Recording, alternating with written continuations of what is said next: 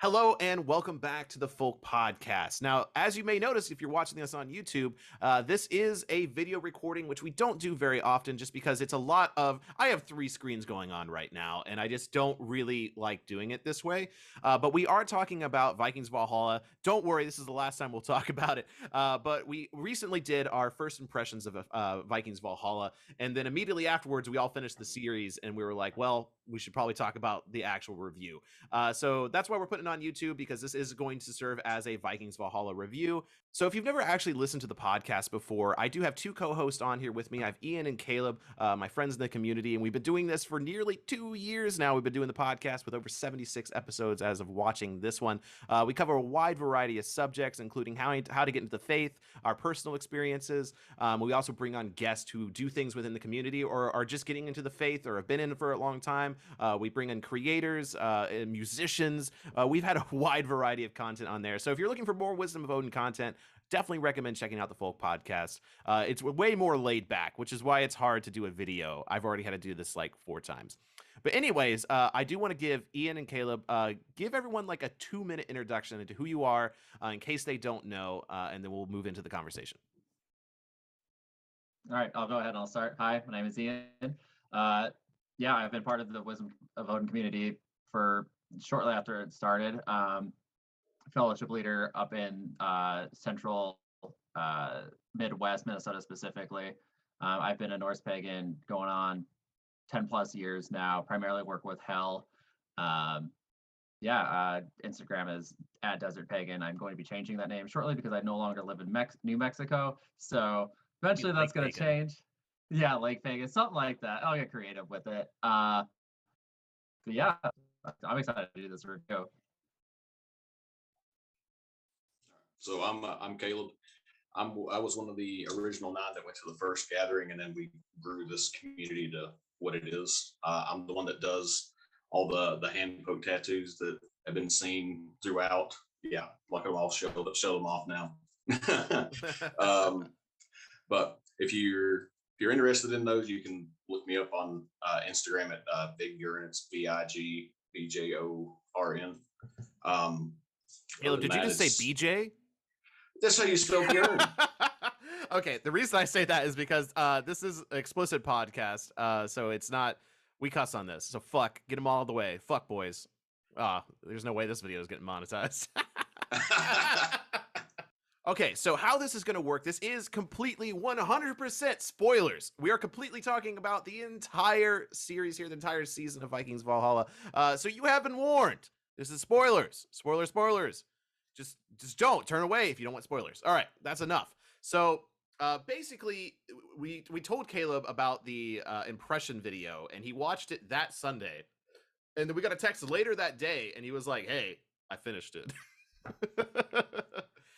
So overall, I do want to go ahead and just get your, like, if someone just asked right now, they wanted to know in the video, should they watch it as a Norse Pagan? What did you guys say? Would you say yes or no?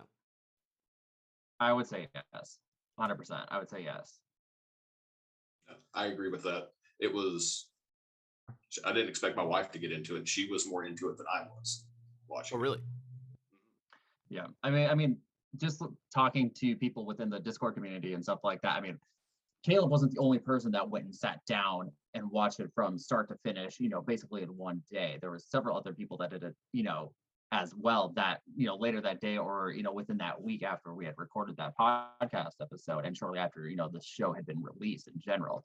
So I feel like it definitely impressed and surprised a lot of people compared to, the original Vikings TV show. So I think there was a lot more research done into it and a lot more practicing pagans were drawn to it. So there you go. That's it. Oh, and I would say I recommend it as well, as far as a show. I look at it more from the filmmaker perspective, just because I do have an affinity and a love for filmmaking and the art of it. So as a filmmaker, as a film buff and a YouTuber, I would say I definitely recommend it. As a Norse Pagan, I do think there's some really great moments. As someone that enjoys Viking history, maybe not. This is definitely where, that line... I think it's better than the original show, at least what it turned into. This is more of a callback to what it was at first, where they did base it on characters. Like all the main characters for the most part, are actual characters that existed during the Viking Age, just maybe not around the same time, which is what they started the original series with, and then it kind of devolved into the like sex and blood and drama thing that it became. So it's hard to say what this is going to go, but I was very impressed with how they took that step back and kind of went back to basics on how the show is structured. So as far as the the conversation here, I mean, there's your review. Go watch it if you haven't watched it already, and let us know what you thought down below. But we really want to dissect kind of episode by episode, character by character, what we thought as practitioners of this faith, as heathens, and kind of go through it. Now, again, we're not historians. We don't actually know that much about the Viking Age as far as like, what a history, degree would give you. But again, the history is not the best in here, but it does have some good highlight moments that, we know about that, we might not know exactly how they played out. So, gentlemen, I do want to go ahead and kind of give it to you here. What did you think about the characters of the show? A lot of people fell in love with Ragnar, Floki, Rollo, Lagatha. So, there was some pretty big shoes to fill as far as the characters in this Valhalla series.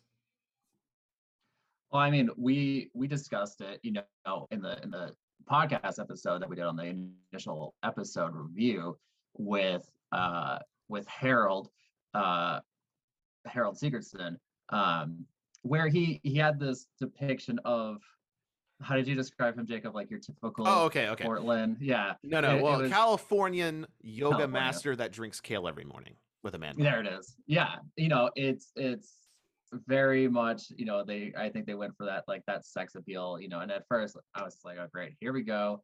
This is kind of what they're going to tie it into, or they're going to make it, about that Viking bro aesthetic kind Viking bun. Yeah, I can't say much. I've got one right now. Yeah, show us that Viking bun. You both got some ponytails and buns going on right now. I'm the only normal one here. I wanted to keep it out of my damn way while we were doing this. But yeah, I mean, so starting out with that, I felt like that's where it was going, and initially I was just like, oh, I don't know how I feel about his character based off of that, but I was pleasantly surprised later on.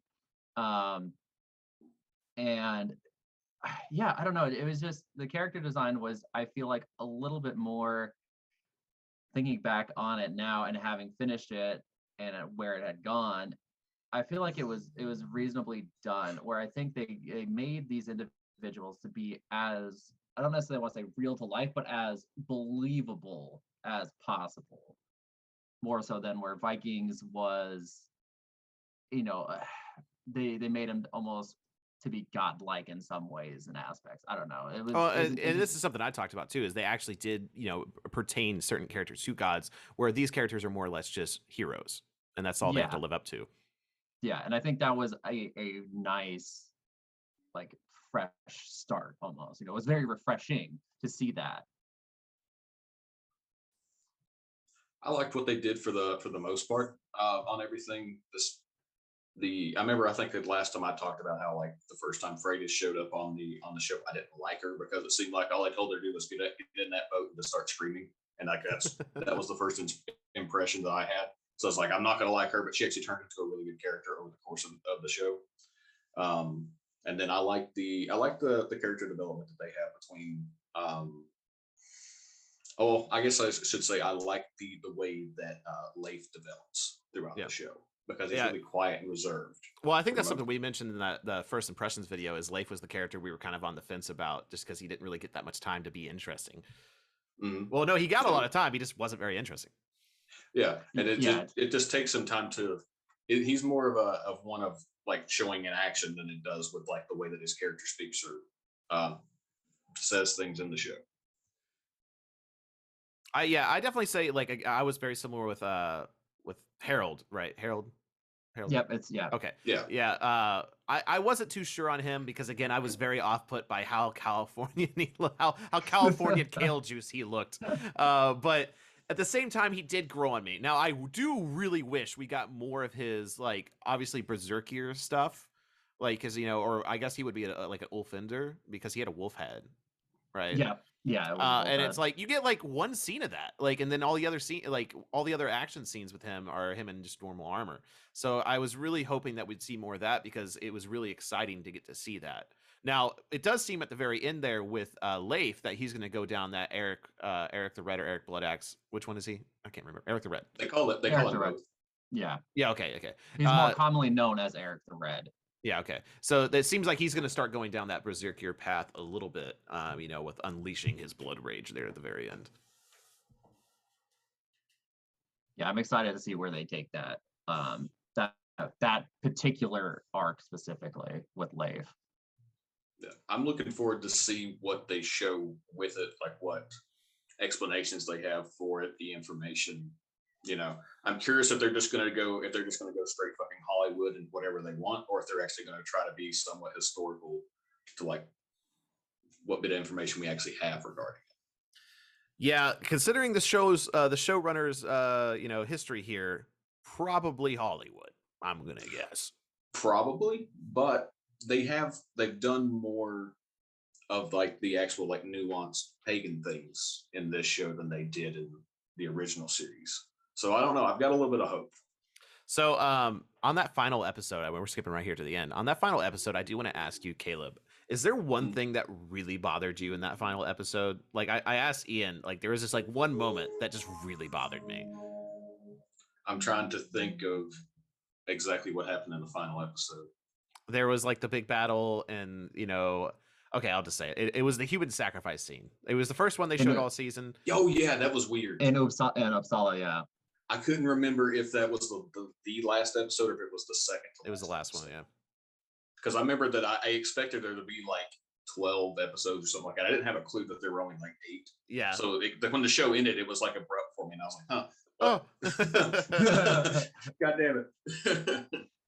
Yeah, the whole corkscrew, like, it's one thing. Okay, have your human sacrifice. I'm glad they showed other forms of like offering before then. The votive offerings with her burning the idols to the gods and stuff like that. I like that. I appreciated that. And it's then they're like, we need to do a human sacrifice. It's like, okay, fine. But then they did it in a really weird way.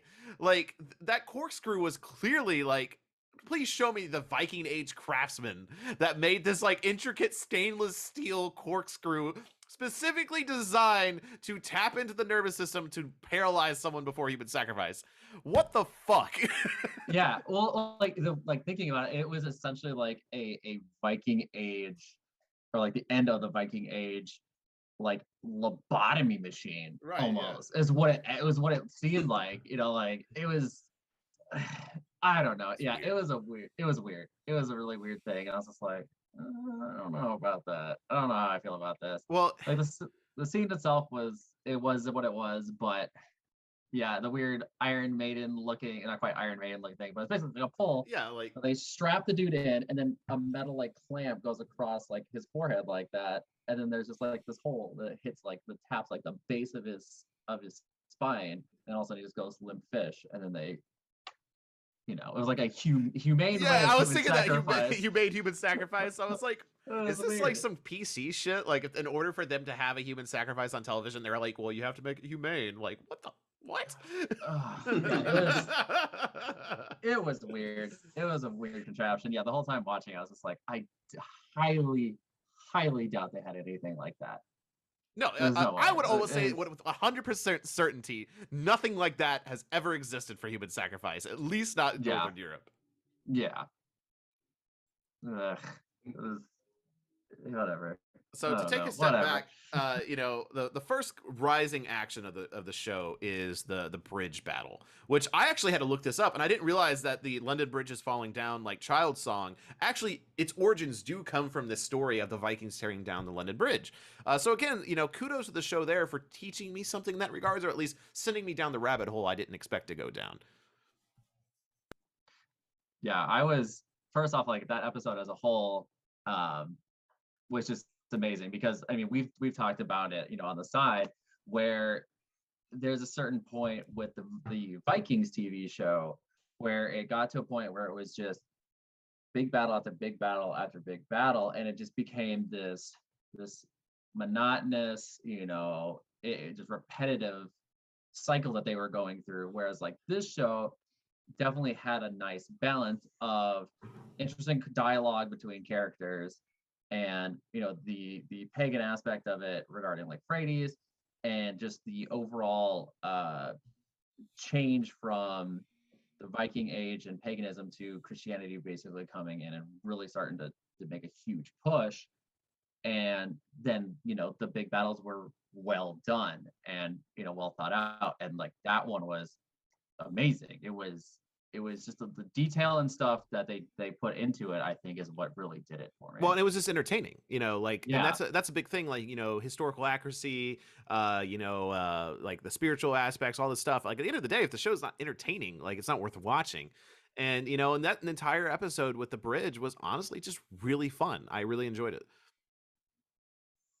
Yeah, I felt like it was done really well, and I thought it was funny. Like I kept waiting for it, like after they had finally done it, and went inside the castle. Whenever they finally said London Bridge is falling down, it's like, yep, I'm just waiting for the rest of the damn song now. Yeah, there was a part of me that I kind of had an idea like that it was based off like the London Bridge is falling down nursery rhyme or children's song was based off of a real thing. I just didn't realize that it was Vikings that basically took it down. I thought it was a fire or something else, because I believe after that situation they ended up is when it became stone instead of wood, or shortly after that when they rebuilt it. Oh no, I can't secretly text. Ugh. Yeah, you're on camera now. Oh no. Oh no. Oh no. The text didn't go through. Come on, there you go. The things behind the podcast. Oh gosh, it's asking me to sign in. No, stop this. It's already hard enough not picking my nose, and now I gotta like. No, I don't want to add my mobile number, Facebook Messenger. Just send the message. Oh my goodness. Oh, I'm sweating. This is stressful. All right, we're back. I might just keep that in there, so like the actual like concurring viewers of the podcast that might watch this are like, oh, this is how like disastrous this is. So as far as like another character you guys mentioned was Freya. So Freya is obviously our pagan character, because the majority of the Vikings in this show are actually already Christianized, like. And that's one of the main themes, is actually the end of the pagan era, which is sad. But at the end of the day, I'm glad it's doing it justice, in the sense that it's showing that it was not a very peaceful, transition at times, but also it wasn't always violent. Harold in particular, he was sired into it. Canute's character was Christian. And all this stuff. And actually, Halfdan's character, Harold's character, he's Harold Hardrada in the histories, and he's considered the last great Viking, even though he was actually Christian, all the way up to the Battle of Stamford Bridge, which I assume is where this show is going to end, is the Battle of Stamford Bridge and the end of the Viking Age. It just makes sense. But Freya's character, I don't know what they're going to go with, because I don't believe she's based on a historical character, but she is definitely the literal torch bearer and the bearer in the form of that sword for paganism. Yeah, I feel like this is the way of describing her. She is the idea of paganism in given flesh, so to speak. She is that embodiment of that idea that is trying to live on and continue through a time where like in the show they literally have like a pack of people that are designed to hunt down and kill pagans. The edgelord pack. Yeah, the edgelord pack with the fantastic beard. I will admit the beard game in this show was highly stepped up from the original Viking show. I feel like they were just like, we need, instead of more cowbell, we need more beard, because that's what it seemed like. So funny thing, and y'all will probably get a kick out of this or be offended for Eric, I'm not sure. But Amber kept saying that she hated that character, not just because he liked what he did, but because when she saw his beard, and it's like, I don't know if this is somebody's face or whatever, she swore up and down, it's like it looked just like Eric. I believe, I'm pretty sure I mentioned something similar to that. So she's not the only one. So Eric, if you're watching, what was that guy's name? It was like Jarl. I can't remember. Jarl Cora. Cocksucker. Core, yeah. Cora.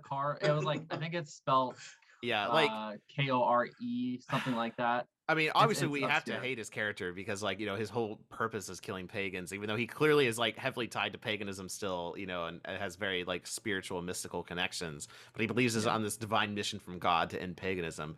But like, dude, the actor that played him gave it his all. Like, he did so good playing this villain that you hate to love.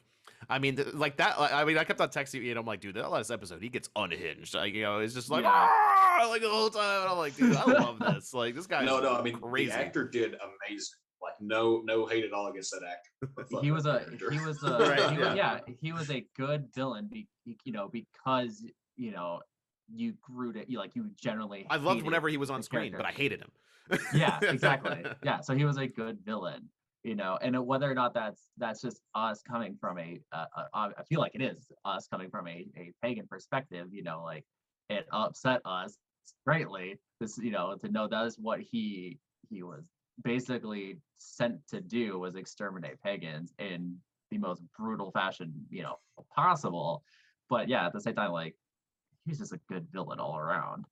Mm-hmm. Oh yeah, I mean, that's part of why I got so into just wanting to keep watching the show, because I wanted to see him like get what he deserved. I will say, like, that last battle with him and Frades was really good. Yeah, I do like how his little like edgelord cult thing was almost like they kind of had a Nazgul Ring Wraith Ninja vibe, yeah, to Mhm. them, which, you know, I thought was pretty awesome. Yeah. I will say, like, the Upsala scenes, which I think episode 5 and 6 were really the focus on that. We get the like the vision and like the like ceremony and ritual in episode 5, which is the miracle, and then the next episode is kind of the end of the Upsala stuff, which is like sadly the desecration of Upsala, which did happen. I mean, we don't know the exact details, but Upsala was a pagan holy site that was desecrated by Christians, and a church was built on top of it. So this is something that, you know, again, I'm glad they showed, because it shows that, you know, they were perfectly peaceful religious people just trying to live their lives, and that was destroyed and taken from them. Yeah, that was pretty rough. Like, it was one of those scenes, like, I don't know if it's just, again, it hit on a different level, not just because of the current spiritual path that we are walking, but I don't know, I felt like there was something deeper, you know, within your soul, man, like, Yeah, that like, just ooh. hit, and you're just like, it knowing that had actually happened, and, you know, having a somewhat visual representation of that happening, just it hit very differently in a way that I was not expecting. Like, I knew, you know, with that scene potentially coming, because it was very clearly foreshadowed to some degree that was going to happen.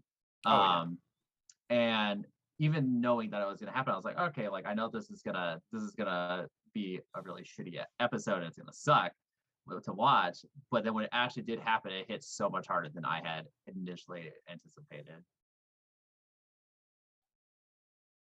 Now I want to go into, you know, we've been kind of very gushing on this show. You know, it's not perfect by any means, so I do want to take some time here for some criticism. Like, what are things that you guys watch the show, whether, you know, pagan or just like the show in general? What are some things that, you know, you hope they changed, or some things that bothered you?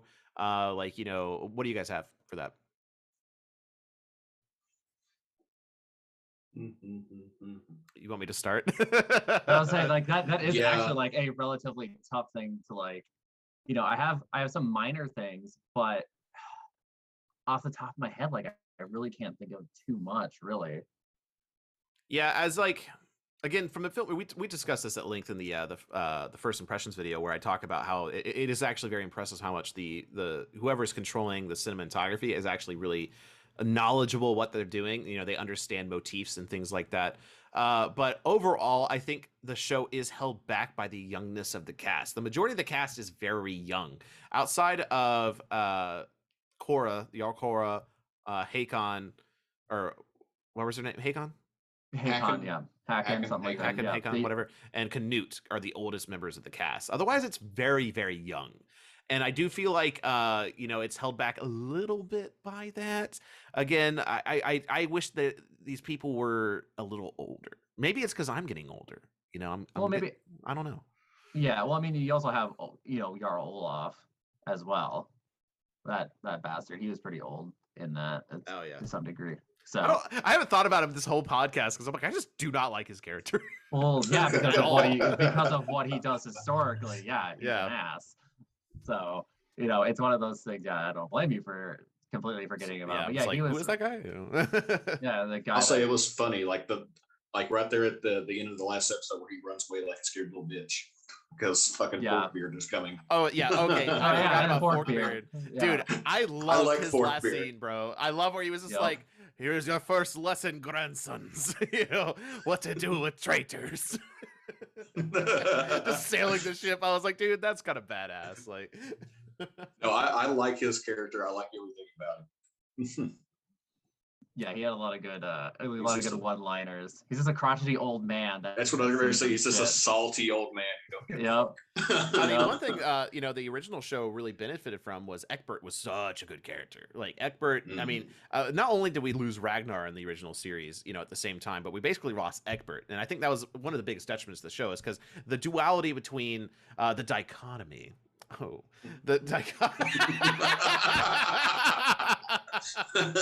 Here we go again. The dichotomy between Egbert and Ragnar was just so good. Where's my beret? Let me put on my beret. Shit, I kept hearing Cartman whenever you were talking like that. Yeah, I kind of wanted a little bit of a Cartman there. But yeah, I mean, their relationship, especially their ending conversation, all of that was so good between Egbert and Ragnar. So, the fact that going into the series, you don't have that, but I actually enjoyed the England stuff more than I expected. The kid definitely was like a very wimpy, pathetic version of Joffrey. Yeah. And I hated his face. He gave me not quite as, not even remotely close to as ruthlessly just evil as Joffrey is from Game of Thrones, but he could be that way.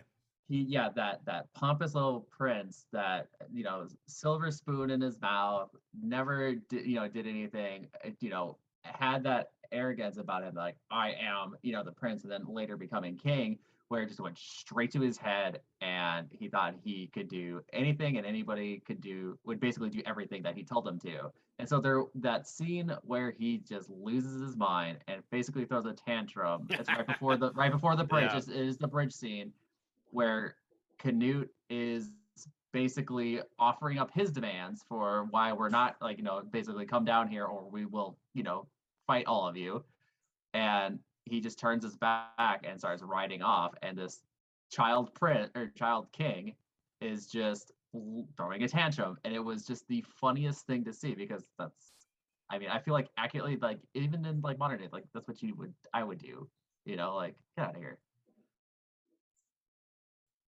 No, I love that whole scene where he just gets played like a book and falls right into the trap. Played like a book? Is that one of them Tennessee sayings I don't know? Yeah, I thought it was played like a fiddle. Played like well, you gotta get what I think I'm tired of it. Y'all know how many fence posts I dug up out of the ground with my cousin that were cemented 2 feet into the ground. No, I don't. This is the first we're knowing about it today. Yeah. Yeah, my ass is still tired. I might be, I'm surprised I did as well as I did during the last episode. You recorded it. Okay. Yeah, no, and you got a baby coming, and the due date's in what, a week? 10 days, yeah. And you're slotted for 3 gatherings of the podcast. Man. Are you guys bringing the baby to the Ohio gathering? That's the plan. All right. Unless something changes. All righty then. Yeah, maybe we'll take this time right here. We're at the 30-minute mark anyway. So what we're talking about here, if you don't know about it, I don't know where you've been, but we have a nonprofit now. It's called the Fellowship of Northern Traditions. There is a link below in the video, and it should be on the podcast now as well, to our website where we plan all of our gatherings, where myself, Ian, and Caleb are fellowship leaders, where our goal is to put on gatherings across the United States and beyond now, since we got 2 getting planned, one in the Netherlands and the other in the UK, which just was announced here recently. So if you want to get involved in our community and possibly attend one of these pagan gatherings, head over to that website, sign up for our newsletter, and be the first to know about them. Seriously, we're very proud of this, and very soon, very soon, we are doing the push for the land, purchasing some land for all of us to get together and honor the old ways. So please stay tuned for that. But also, the Folk Podcast really is just kind of like, I would say, almost like our hangout, our passion project. But if you do want to support the Wisdom of Odin and what I'm doing with the channel, please think about going down to Patreon and supporting me there. It's the only way I'm able to continue to do this full time. And thank you so very much for your support. And make sure you go follow the Folk Podcast, which you're listening to right now. All right. Look at that. I'm so good at those plugs now. It's like I do them all the time. I enter like You a can different do that realm. in your sleep if you want. Oh my god, right? You probably say it in the sleep. I'll have enemies bigger from Norse Pagan. Yeah, I can imagine what it's like to sleep in one of those book rooms at a gathering with Jacob on like the bottom bunk or the $5 or whatever. Patreon tier, Discord access. Oh no, now I'm gonna listen for it. We need to bring back the potatoes. Honestly, we haven't done The- that since the Pennsylvania potatoes, Gathering. Hey, How so should we get Wisconsin- Blade? Because the he's not going to Wisconsin watch one's this. He doesn't coming. watch my videos anymore. I don't think he listens to the podcast either. Yeah. He's So not okay. So spying. Wisconsin. How are we getting them with Wisconsin potatoes? gathering. Ooh, God, I don't know, man. I mean, we've done potatoes in the shoes. I have put an entire sack of potatoes in his bed before, which he then cuddled accidentally. I forgot about that. Oh yeah. I've got a good idea. All right. Got a good idea. Okay. So I don't know where you put it, but well, I know where to put the potatoes, but so he's gonna have his duffel bag. I think he always carries his duffel bag, Yep. right? Yeah. Take all his shit out of the duffel bag, put it, Replace put it, it with potatoes. yes. And I'm not yet. I mean, like they can either be the giant damn like baking potatoes, or you could literally just get like Russets. all the little tiny, like all the little tiny Oh, ones. the little yeah. Yeah, and just fill it to the brim. We With should get weird with it. We should like throw some like petite sweet finger length potatoes. potatoes. Yeah, Yeah, or like That's some sweet expensive. That's a potatoes. commitment. Hey, sweet And you- potatoes are pretty cheap. We could change it up and throw some. Oh, orange okay, ones in there. no. We do all regular potatoes and one sweet potato. Just throw them off. Ooh, I like that. And if you're a listener here, please don't be a rat and tell him. Please don't, because Right? you will see Yeah. this in a video. You will. Like, if this is allowed to happen, you will see this in the Wisconsin video. Wisconsin. Yeah, the snitches. Snitches get potatoes in their shoes. How about that? All right. Back to you, Vikings Valhalla. One thing I do kind of want to say here, in reflection of like criticism. Maybe it's not a criticism of Vikings overall, and I feel like maybe I need to see this because I have been making so much Viking content lately to really get all the people coming in from this show. Is I'm really tired of so much emphasis on Viking stuff, like Viking age stuff. Like I want to know about the farmers. I want to know about the merchants. I want to see, a focus on, just normal life, but it just doesn't sell. And so I get why, but at the end of the day, yeah, Vikings are cool, but and the battles are cool, but I want some I found myself enjoying the slower moments of this show. Like, the battles were cool, but I was just like, let's get back to the village stuff. Yeah, I think they did a pretty good demonstration of that in episode 1, where Leif and Freydis and the rest of the Greenlanders are walking through Kattegat, and it's much larger because this is 100 years after the Vikings TV show, and Kattegat becomes this very wealthy trade city. And so there's a good amount of B-roll of, look at that, Jacob, I'm learning video B-roll. Can you I'm not describe to using me some dichotomy? No, because I was just going to say I'm never using Some that daikon word. radishes?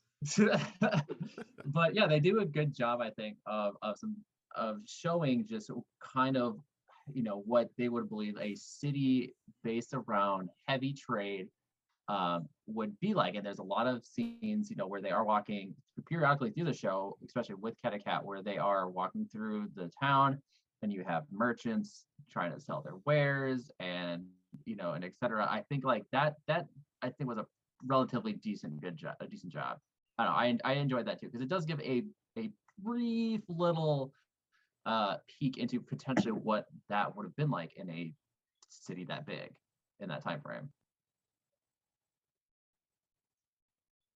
So one thing I was just looking back through the episodes here, did you guys realize that Canute disappears basically after like episode 5 or 6? Like his character just disappears. And I think that is also kind of a detriment, because I really like Canute's character, and I feel like he wasn't given as much screen time as some of the others. Which again, I found that Canute, as the guy that played him as an actor, was a far superior one to like the guy that's playing Leif. Now again, he's coming into his own, but clearly the focus is going to be shifting more onto Leif in the later seasons for sure. Yeah, I feel like they did him a little dirty on that, because like they sure Forkbeard, who is Canute's father, explains that he goes back to Denmark from England because there is an uprising and a war that started, and so he is pulled away. But they basically just remove him as a character and then replace him with Forkbeard, and then they explain, oh, this is what's going on, instead of they could have potentially showed him finding out, and then his reaction to finding out and then leaving, and then potentially even to throw in a scene, even if it was like the last part, like a little clip from like in the last episode of him fighting stuff in Denmark. I mean, because he wasn't in the last episode at all. The finale of the series, the season, not there. So like I feel like they did a pretty big injustice to not only his character but the actor as well. Like I feel like they could have done something where just a quick like 30-second clip of like Canute leading an army, or something, Instead we're left as his wife, his wives. I would say, as far as hopes for the future, I hope they actually have a clear plan, because I'm pretty sure the original series planned on Ragnar's death, and that's basically all they wrote for, and then they had kind of guessed. So I hope they just have an idea. Again, they have the history there. If they want to end it on the Battle of Stamford Bridge, with Leif Erikson going to Vinland, with Harald Hardrada at Stamford Bridge, and then they can do Canute is like a good king of England for a long time. Olaf converts all of Norway to Christianity. So a lot of these characters do have significant impacts on the end of the Viking Age. So I hope they have that written down. I hope they have it written down that season 3 is it, or season 4 is it, and that's where the show dies. I hope they don't just they're not just going to keep hoping to keep going, because that's eventually going to start revealing the flaws of the previous series that just went on a little too long. I agree 100% with that. I feel like as long as they have a clear ending point and don't go past that, I feel like it should be pretty solid. Yeah, as long as they plan it out and they avoid the weird sex and violence triangle that everything devolved into with the first series. I would say with Freydis, I really hope with Freydis, like this is my hope for Freydis' character, which again I believe is a really good representation so far of paganism. I hope what her character becomes is like, as everything, Norway, because this is inevitable. Norway becomes all Christian. Everything becomes Christian. I hope her character becomes this like village witch, honestly, that kind of like still teaches pagan practices to the small villages. And that's kind of what we see, is her passing that torch down to the future generations of the stories. Maybe she's the storyteller in the end, where she's like, let me tell you of my friends, Leif Erikson, Harald Hardrada, and Canute, who helped define our age of people, and like is that storyteller. I hope that's what they do with her, because I think that'd be a really great note to end her story on, and to show what paganism is about. Yeah, I think that'd be pretty solid. I'm in agreement with that. But ultimately, I think we're going to end this episode here, simply because I don't want to beat a dead horse as far as the conversations. I'm glad we were able to talk about this. Ultimately, I do think you should watch it. It seems like that's a consensus of the co-host here, but also because there's a thunderstorm going on right now in my area, and it keeps on trying to shut down the podcast. So we do need to wrap it up here. So thank you all very much for joining us for this video review of Vikings Valhalla. I hope you check it out, and let us know down below what you thought of the show. show. But more so, I hope you check out the Folk Podcast. Again, we wanted to do this on here. We've only done one other video podcast. We don't plan on doing it like for every episode. For the most part, you can find us on Spotify, Apple Music, Google Podcasts, and all the other podcast stuff that like 2 people use. But we're on there. So I hope you check us out. Link down below. But thank you so much for joining us. Yeah, until the hall. Skull. Call. Oh.